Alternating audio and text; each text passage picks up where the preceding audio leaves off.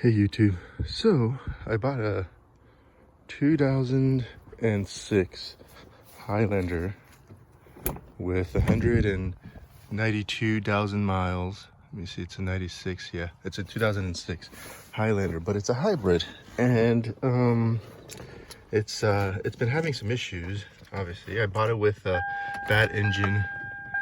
I think it was a bad engine. So here's the hybrid system. Has 190,000 miles. It's a hybrid system, and originally I bought it with thinking it was a bad engine. So the engine froze. The seller had told me it was a kind of a rod knock or a frozen bearing kind of thing. So I brought it back, took a look at it, and tried to start it. But what happens is that it actually doesn't.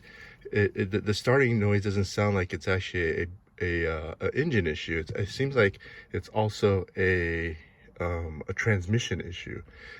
Primarily the power splitting device that's on this engine. So let me go ahead and take you over there.